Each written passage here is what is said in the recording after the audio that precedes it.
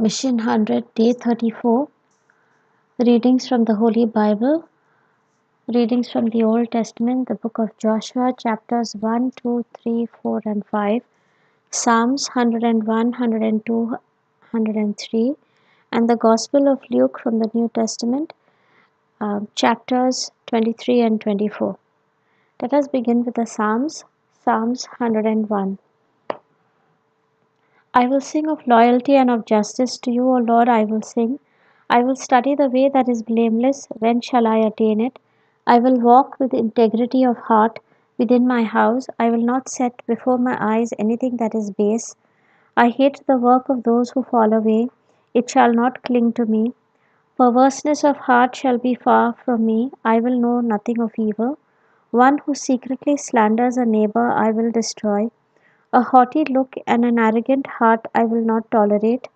I will look with favor on the faithful in the land so that they may live with me. Whoever walks in the way that is blameless shall minister to me. No one who practices deceit shall remain in my house. No one who utters lies shall continue in my presence. Morning by morning I will destroy all the wicked in the land, cutting off all evildoers from the city of the Lord. Psalm 102. Prayer to the Eternal King for help.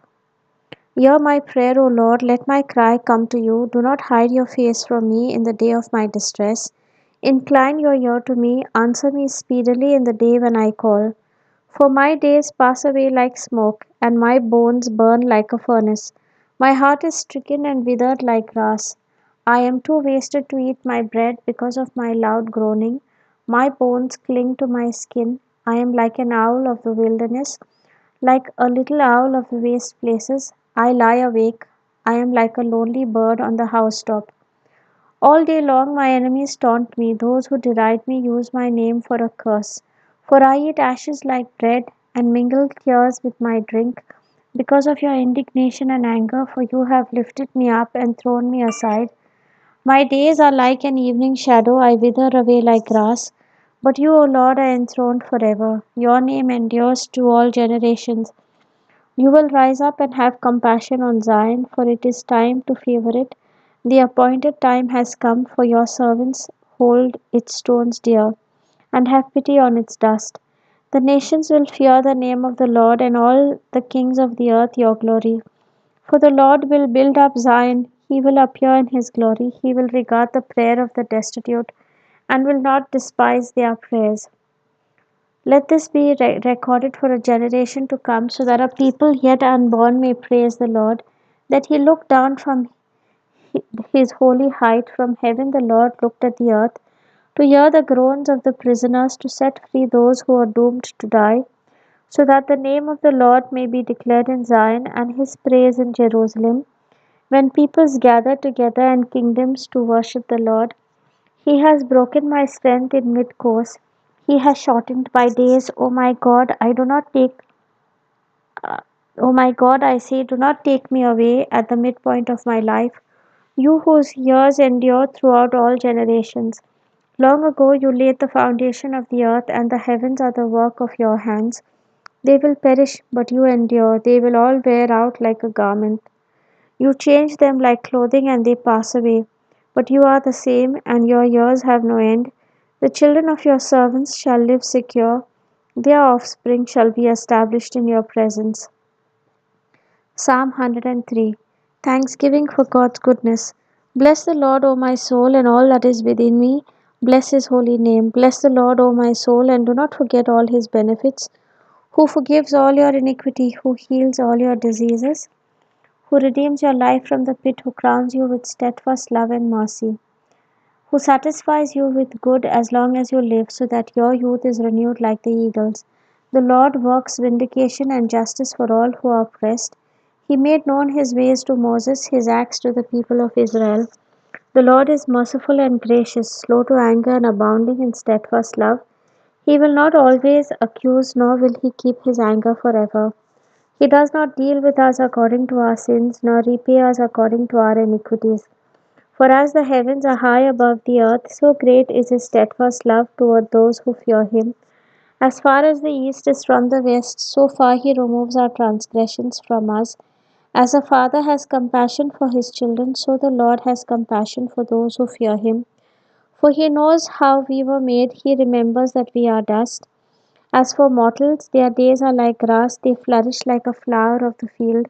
For the wind passes over it, and it is gone, and its place knows it no more. But the steadfast love of the Lord is from everlasting to everlasting on those who fear him, and his righteousness to children's children, to those who keep his covenant and remember to do his commandments. The Lord has established his throne in the heavens, and his kingdom rules over all. Bless the Lord, O you his angels, you mighty ones who do his bidding, obedient to his spoken word. Bless the Lord, all his hosts, his ministers that do his will. Bless the Lord, all his works in all places of his dominion. Bless the Lord, O my soul. Glory be to the Father, and to the Son, and to the Holy Spirit, as it was in the beginning, is now, and ever shall be, world without end. Amen. The Gospel of Luke, chapter 23. Jesus before Pilate. Then the assembly rose as a body and brought Jesus before Pilate. They began to accuse him, saying, "We found this man perverting our nation, forbidding us to pay taxes to the emperor, and saying that he himself is the Messiah, a king." Then Pilate asked him, "Are you the king of the Jews?" He answered, "You say so." Then Pilate said to the chief priests and to the crowds, "I find no basis for an accusation against this man." But they were insistent and said, "He stirs up the people by teaching throughout all Judea, from Galilee where he began, even to this place." Jesus before Herod. When Pilate heard this, he asked whether the man was a Galilean.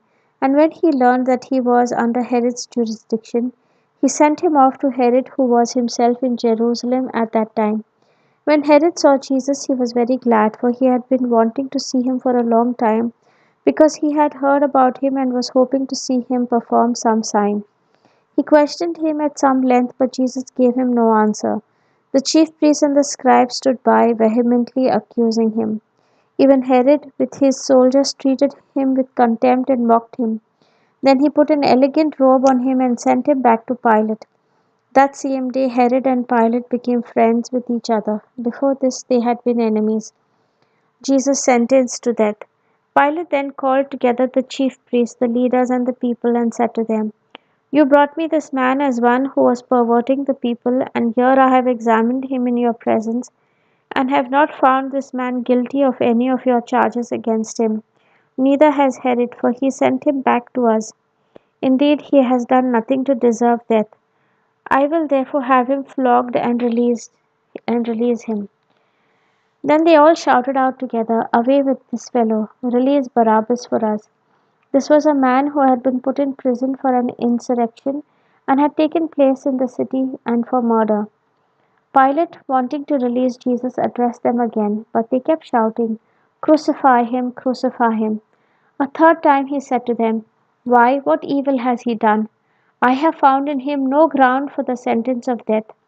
I will therefore have him flogged and then release him." But they kept urgently demanding with loud shouts that he should be crucified, and their voices prevailed. So Pilate gave his verdict that their demand should be granted. He released the man they asked for, the one who had been put in prison for insurrection and murder, and he handed Jesus over as they wished. The crucifixion of Jesus. As they led him away, they seized a man, Simon of Cyrene, who was coming from the country, and they laid the cross on him and made him carry it behind Jesus. A great number of the people followed him, and among them were women who were beating their breasts and wailing for him. But Jesus turned to them and said, "Daughters of Jerusalem, do not weep for me, but weep for yourselves and for your children. For the days are surely coming when they will say, 'Blessed are the barren and the wombs that never bore and the breasts that never nursed.' Then they will begin to say to the mountains, 'Fall on us,' and to the hills, 'Cover us.' For if they do this when the wood is green, what will happen when it is dry?" Two others also, who were criminals, were led away to be put to death with him. When they came to the place that is called the Skull, they crucified Jesus there with the criminals, one on his right and one on his left. Then Jesus said, "Father, forgive them, for they do not know what they are doing." And they cast lots to divide his clothing, and the people stood by watching. But the leaders scoffed at him, saying, "He saved others. Let him save himself if he is the Messiah of God, his chosen one." The soldiers also mocked him, coming up and offering him sour wine, and saying, "If you are the king of the Jews, save yourself." There was also an inscription over him, "This is the king of the Jews."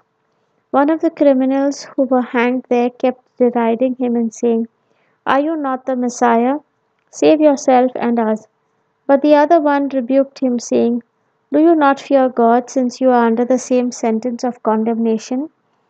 And we indeed have been condemned justly, for we are getting what we deserve for our deeds. But this man has done nothing wrong." Then he said, "Jesus, remember me when you come into your kingdom." He replied, "Truly I tell you, today you will be with me in paradise." The death of Jesus. It was now about noon, and darkness came over the whole land until 3 in the afternoon, while the sun's light failed, and the curtain of the temple was torn in two. Then Jesus, crying with a loud voice, said, "Father, into your hands I commend my spirit." Having said this, he breathed his last. When the centurion saw what had taken place, he praised God and said, "Certainly this man was innocent." And when all the crowds who had gathered there for this spectacle saw what had taken place, they returned home, beating their breasts.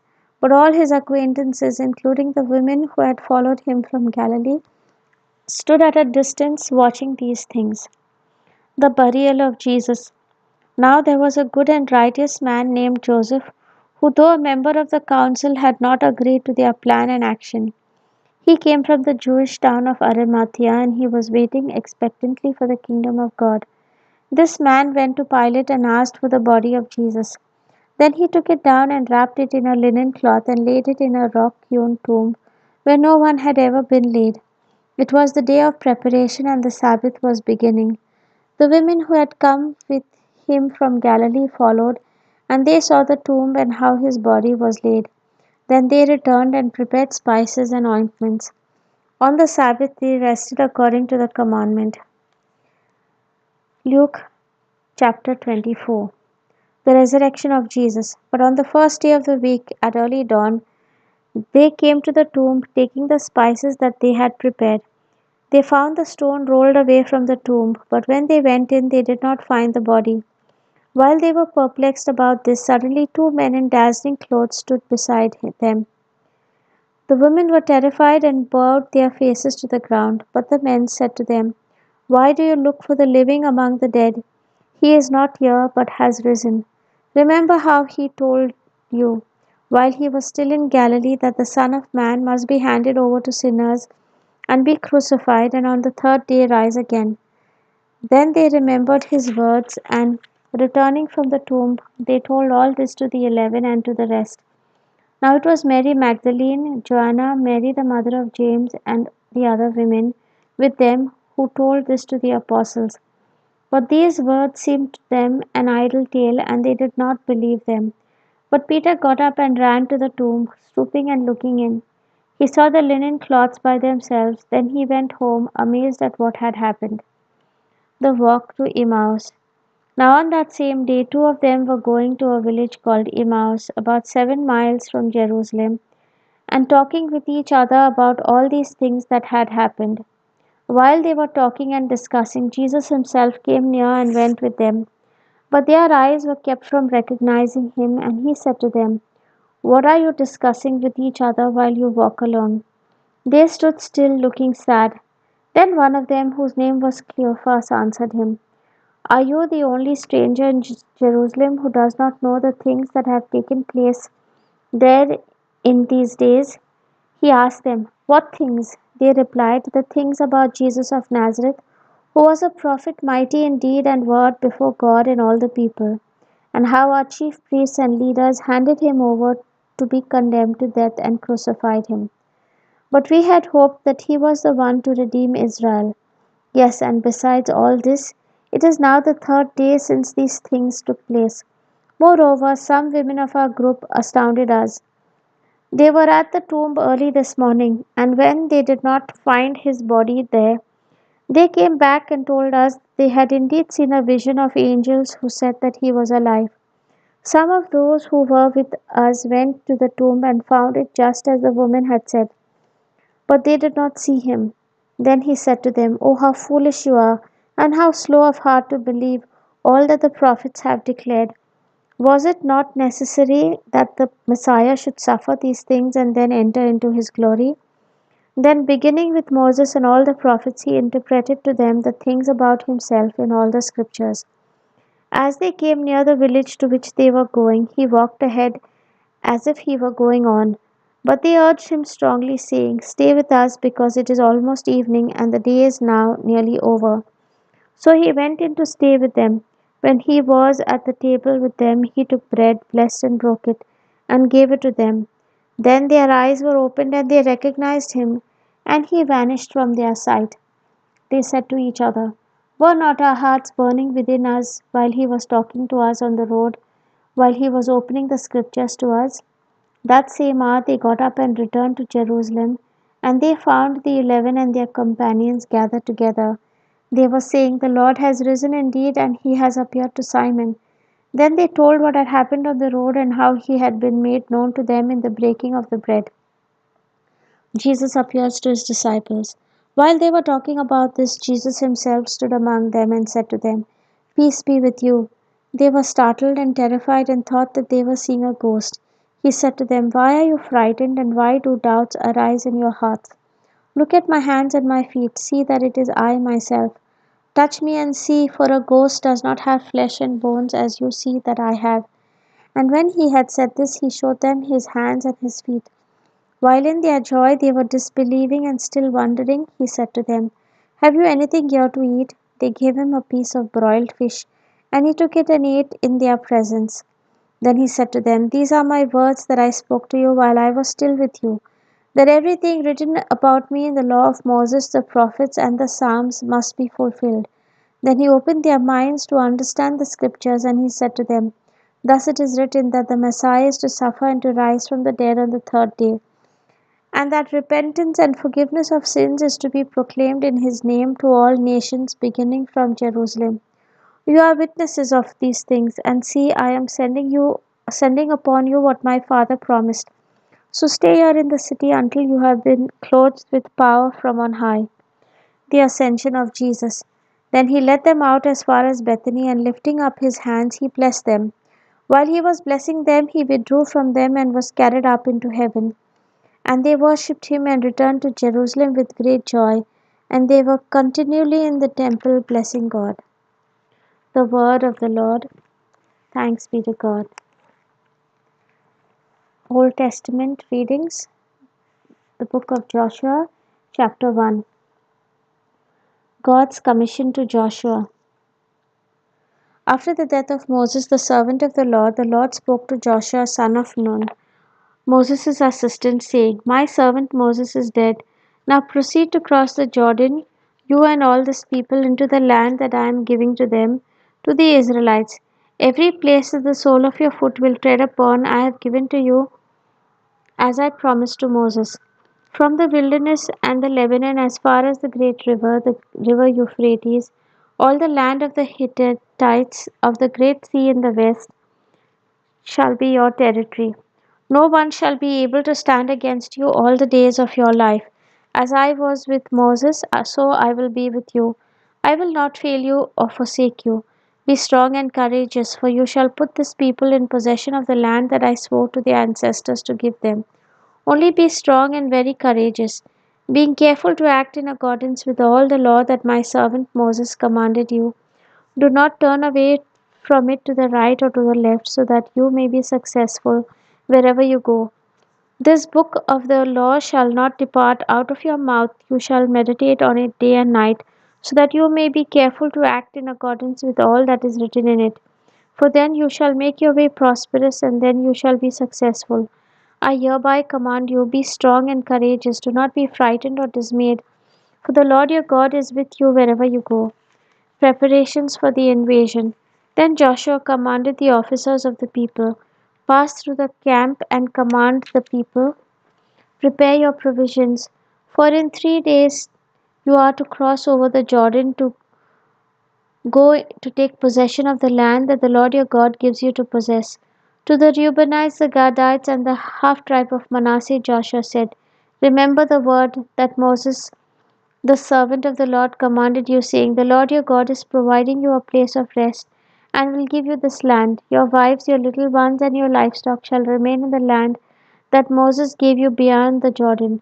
But all the warriors among you shall cross over armed before your kindred and shall help them, until the Lord gives rest to your kindred as well as to you, and they too take possession of the land that the Lord your God is giving them. Then you shall return to your own land and take possession of it, the land that Moses, the servant of the Lord, gave you beyond the Jordan to the east. They answered Joshua, all that you have commanded to us we will do, and wherever you send us we will go. Just as we obeyed Moses in all things, so we will obey you. Only may the Lord your God be with you as he was with Moses. Whoever rebels against your orders and disobeys your words, whatever you command, shall be put to death. Only be strong and courageous. Joshua chapter 2. Spies sent to Jericho. Then Joshua son of Nun sent 2 men secretly from Shittim as spies, saying, go view the land, especially Jericho. So they went and entered the house of a prostitute whose name was Rahab, and spent the night there. The king of Jericho was told, some Israelites have come here tonight to search out the land. The king of Jericho sent orders to Rahab, bring out the men who have come to you, who entered your house, for they have come only to search out the whole land. But the woman took the 2 men and hid them. Then she said, true, the men came to me, but I did not know where they came from. And when it was time to close the gate at dark, the men went out. Where the men went I do not know. Pursue them quickly, for you can overtake them. She had, however, brought them up to the roof and hidden them with the stalks of flax that she had laid out on the roof. So the men pursued them on the way to the Jordan as far as the fords. As soon as the pursuers had gone out, the gate was shut. Before they went to sleep, she came up to them on the roof and said to them, I know that the Lord has given you the land, and that the dread of you has fallen on us, and that all the inhabitants of the land melt in fear before you. For we have heard how the Lord dried up the water of the Red Sea before you when you came out of Egypt, and what you did to the 2 kings of the Amorites that went beyond the Jordan, to Sihon and Og, whom you utterly destroyed. As soon as we heard of it, our hearts melted, and there was no courage left in any of us because of you. The Lord your God is indeed God in heaven above and on earth below. Now then, since I have dealt kindly with you, swear to me by the Lord that you in turn will deal kindly with my family. Give me a sign of good faith that you will spare my father and mother, my brothers and sisters, and all who belong to them, and deliver our lives from death. The men said to her, our life for yours. If you do not tell this business of ours, then we will deal kindly and faithfully with you when the Lord gives us the land. Then she let them down by a rope through the window, for her house was on the outer side of the city wall, and she resided within the wall itself. She said to them, go toward the hill country, so that the pursuers may not come upon you. Hide yourselves there 3 days until the pursuers have returned. Then afterward you may go your way. The men said to her, we will be released from this oath that you have made us swear to you. If we invade the land and you do not tie this crimson cord in the window through which you let us down, and you do not gather into your house your father and mother, your brothers, and all your family, if any of you go out of the doors of your house into the street, they shall be responsible for their own death, and we shall be innocent. But if a hand is laid upon any who are with you in the house, we shall bear the responsibility for their death. But if you tell this business of ours, then we shall be released from this oath that you made us swear to you. She said, according to your words, so be it. She sent them away, and they departed. Then she tied the crimson cord in the window. They departed and went into the hill country and stayed there 3 days until the pursuers returned. The pursuers had searched all along the way and found nothing. Then the 2 men came down again from the hill country. They crossed over, came to Joshua son of Nun, and said to him all that had happened to them. They asked They said to Joshua, truly the Lord has given all the land into our hands. Moreover, all the inhabitants of the land melt in fear before us. Joshua chapter 3. Israel crosses the Jordan. Early in the morning Joshua rose and set out from Shittim with all the Israelites, and they came to the Jordan. They camped there before crossing over. At the end of 3 days, the officers went through the camp and commanded the people. When you see the ark of the covenant of the Lord your God being carried by the Levitical priests, then you shall set out from your place. Follow it so that you may know the way you should go, for you have not passed this way before. Yet there shall be space between you and it, a distance of about 2,000 cubits. Do not come any nearer to it. Then Joshua said to the people, Sanctify yourselves, for tomorrow the Lord will do wonders among you. To the priest Joshua said, Take up the ark of the covenant and pass on in front of the people. So they took up the ark of the covenant and went in front of the people. The Lord said to Joshua, This day I will begin to exalt you in the sight of all Israel, so that you may know that I will be with you as I was with Moses. You are the one who shall command the priests who bear the ark of the covenant. When you come to the edge of the waters of the Jordan, you shall stand still in the Jordan. Joshua then said to the Israelites, Draw near and hear the words of the Lord your God. Joshua said, By this you shall know that among you is the living God, who without fail will drive out from before you the Canaanites, Hittites, Hivites, Perizzites, Girgashites, Amorites, and Jebusites. The ark of the covenant of the Lord of all the earth is going to pass before you into the Jordan.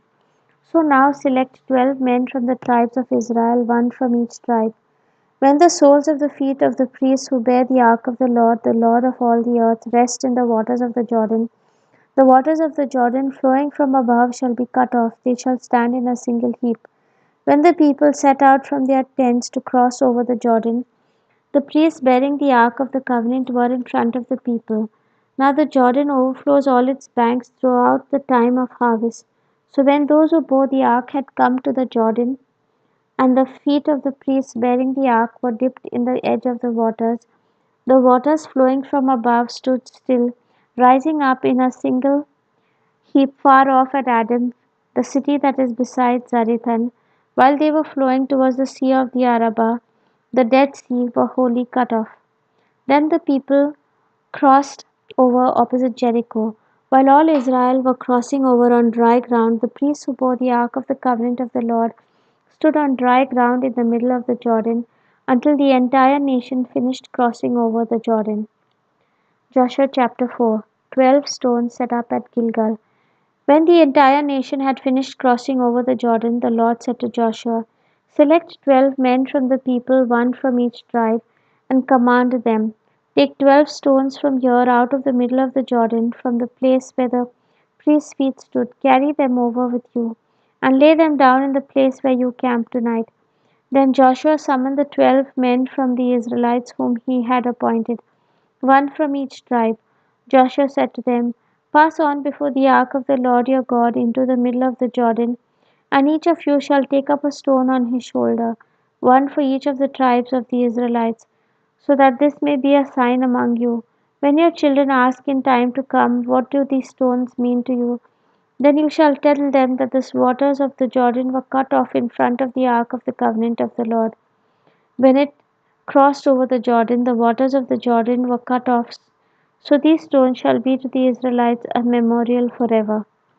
The Israelites did as Joshua commanded. They took up 12 stones out of the middle of the Jordan, according to the number of the tribes of the Israelites, as the Lord told Joshua, carried over with them to the place where they camped, and laid them down there. If Joshua set up 12 stones in the middle of the Jordan, in the place where the feet of the priests bearing the ark of the covenant had stood, and they are there to this day. The priests who bore the ark remained standing in the middle of the Jordan until everything was finished that the Lord commanded Joshua to tell the people, according to all that Moses had commanded Joshua. The people crossed over in haste.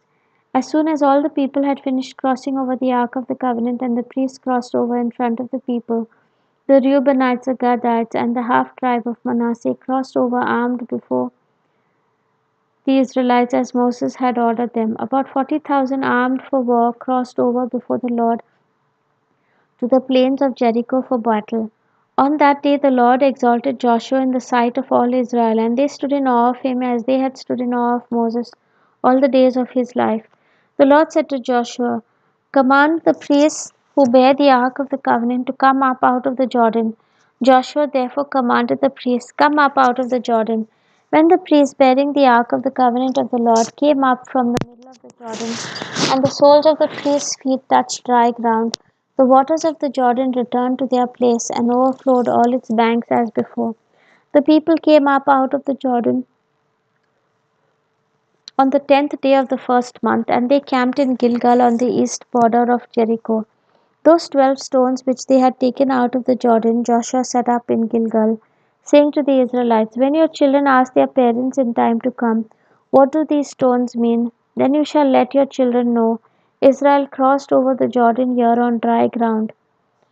For the Lord your God dried up the waters of the Jordan for you until you crossed over, as the Lord your God did to the Red Sea, which he dried up for us until we crossed over, so that all the peoples of the earth may know that the hand of the Lord is mighty, so that you may fear the Lord your God forever." Joshua chapter 5. The new generation circumcised. When all the kings of the Amorites beyond the Jordan to the west, and all the kings of the Canaanites by the sea, heard that the Lord had dried up the waters of the Jordan for the Israelites until they had crossed over, their hearts melted, and there was no longer any spirit in them because of the Israelites. At that time the Lord said to Joshua, "Make flint knives and circumcise the Israelites a second time." So Joshua made flint knives and circumcised the Israelites at Gibeath Haraloth. This is the reason why Joshua circumcised them. All the males of the people who came out of Egypt, all the warriors, had died during the journey through the wilderness after they had come out of Egypt. Although all the people who came out had been circumcised, yet all the people born on the journey through the wilderness after they had come out of Egypt had not been circumcised. For the Israelites traveled 40 years in the wilderness until all the nation, the warriors who had come out of Egypt, perished, not having listened to the voice of the Lord. To them the Lord swore that he would not let them see the land that he had sworn to their ancestors to give us, a land flowing with milk and honey. So it was their children whom he raised up in their place that Joshua circumcised, for they were uncircumcised because they had not been circumcised on the way. When the circumcising of all the nation was done, they remained in their places in the camp until they were healed. The Lord said to Joshua, "Today I have rolled away from you the disgrace of Egypt," and so that place is called Gilgal to this day. The Passover at Gilgal. While the Israelites were camped in Gilgal, they kept the Passover in the evening on the 14th day of the month in the palms of Jericho. On the day after the passage of that very day, they ate the produce of the land, unleavened cakes and parched grain. The manna ceased on the day that they ate the produce of the land, and the Israelites no longer had manna. They ate the crops of the land of Canaan that year. Joshua's vision. Once when Joshua was by Jericho, he looked up and saw a man standing before him with a drawn sword in his hand. Joshua went up to him and said, "Are you one of us, or are you one of our adversaries?" He replied, "Neither, but a commander of the army of the Lord I have now come." And Joshua fell on his face to the earth and worshipped. And he said to him, "What do you command your servant, my lord?" The commander of the army of the Lord said to Joshua, "Remove the sandals from your feet, for the place where you stand is holy." And Joshua did so. The word of the Lord. Thanks be to God.